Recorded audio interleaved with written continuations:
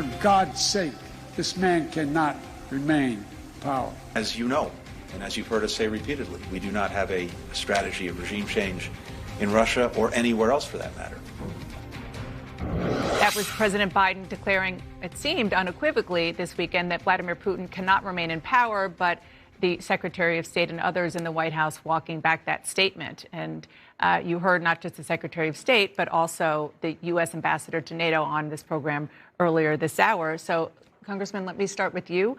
Congressman Jake Auchincloss, first of all, thank you for coming on. It's nice to see you, meet you for the first time on this panel. What's your response?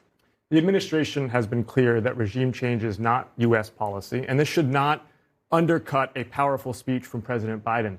Kennedy and Reagan went to Berlin. Joe Biden went to Warsaw. Their message was the same. The United States leads the free world. We will stand with the cause of democracy. And those words need to be met with continued actions. We need to continue to tighten sanctions on Russia, threaten credibly secondary sanctions on China for assisting Russia, and step up electronic warfare in Ukraine against Russian forces. I've been a Marine. I've worked in cybersecurity. I've seen how powerful it can be to impair the ability of Russian forces to shoot, move, and communicate by jamming their radios and their air command systems. Rebecca Heinrichs? Well, I think that the policy of this administration is not regime change. Unfortunately, the message is confused, which is why President Biden, I think, kind of worked himself up in this speech, and then he made a comment that he did. You know, but the White House's response, though, to say what he really meant is really gaslighting the American people. We know that he really doesn't want Putin to be in power. And they could have just said, listen, we all recognize that Putin is evil. What he's doing is evil. But the policy of the United States is, in fact, to get to a position of peace in Ukraine, and we're going to arm the Ukrainians to make sure they can get to a negotiated peace.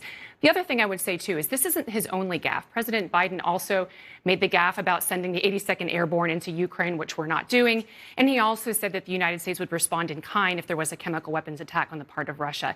So this really was, it was not a good, I think, trip for the president, because the three big gaffes really are at cross purposes with the overall message from this administration. Obviously, I disagree. I think it was a very powerful speech and a very important trip for the President of the United States of America to go to Poland in particular, a country that stood up against the scourge of communism. That's why he talked about John Paul, the Pope. That's why he talked about Lech Walesa. I think, Scott, and I may agree on this, though, I thought that message, actually, I understand from a political standpoint why they walked it back. That's a message for the Russian people. Who are you? Who do you want to be? Because, you know, I traveled to Russia in 1984 on a cultural exchange program. The Moscow of 2022 is not the Moscow of the 80s, which is what Putin is trying to reconvene. People in Russia, as we've seen from the arrests, from all the measures they've had to take to cut people off from information, they have to decide, do they want Putin to be their leader? The United States, NATO, we can only do so much. Ultimately, it is the people of Russia who will have to decide how this ends and what happens next. I hated it that they walked him back, because it's what we all believe. Yeah. Nobody in the United States wants Vladimir Putin to continue to run Russia, and nobody thinks, and nobody should think, that when this is over, we can go back to like this never happened. I don't know how it's going to end. We can't go back to treating this guy like a legitimate world leader. So the president said what's on all of our hearts. And I do think it was a message for the Russian people. And so when they came in and they said in the walkback what he meant was, that's not what he meant. That's not what he meant at all. And what he meant is what's in our hearts. And so I understand the geopolitical ramifications. I get it. But at some point, how do you look at what's happening, the slaughter, and say anything other than this man cannot be a world leader the way he is in this format? We cannot allow it. The focus needs to be on how we end this slaughter. That's ultimately how the president and NATO will be evaluated by history. And the needle to thread here is some kind of Article 4.5. Article 5, of course, is the Mutual Defense Pact. That would not be acceptable to Russia or NATO, for that matter. Article 4 is consultations. That's not sufficient for Ukraine. They've seen with the Budapest and the Minsk agreements that promises don't stand up. We need to find an Article 4.5 that provides significant security guarantees for Ukraine so that they can be non-aligned but still have confidence in their sovereignty and security. And President Biden is working with NATO to thread that needle so that Zelensky can sit across the negotiating table from Russia and have confidence that he can make some concessions that will end this violence without undermining the sovereignty and prosperity of his country. I would say, too, the walk back really didn't put any better clarification on the president's remarks either, because they said that what he meant was that Putin couldn't then have power over the region. I'm not sure how that's any better. After this is all done, he's still going to be the head of state unless something else happens internally in this country. But it's not the policy of the United States to make that happen. I do still think it's a missed opportunity, though, because I think that President Biden should have used his speech to say which part of the NATO bloc he's with, because NATO really isn't on the same page. You have the Poles, the Romanians, the Balts, the Czechs, who really wants to go even more to arm the Ukrainians, to give Zelensky the best hand to play once we get to negotiated peace.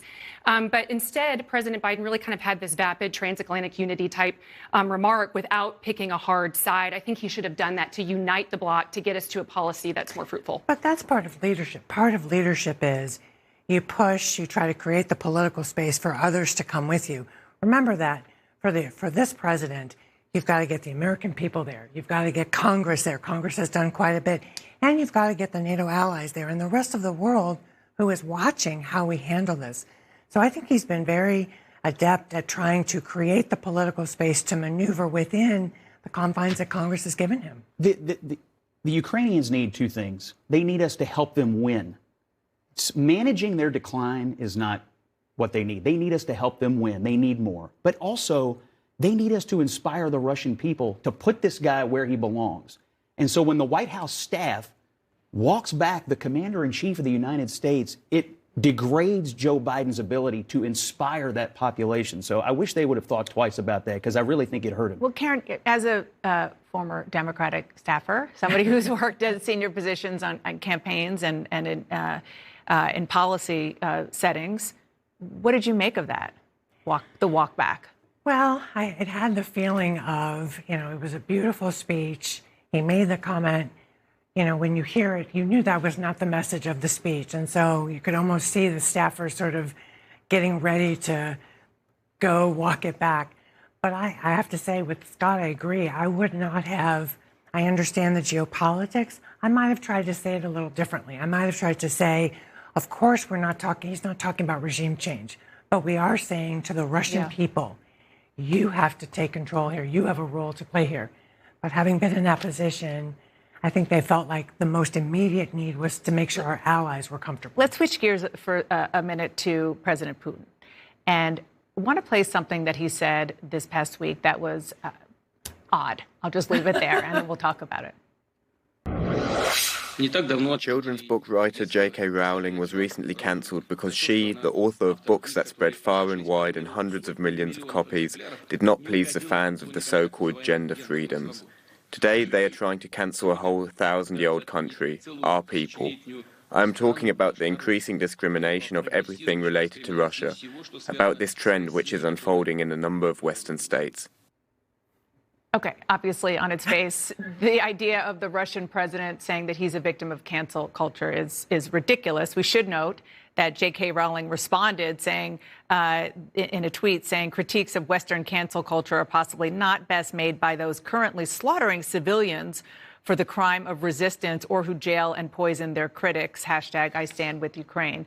But aside from the kind of ridiculousness of that, since everybody's trying to figure out what Putin is thinking and what he's doing, what does that kind of comment tell you about where he is? You're hearing a deranged mind under pressure.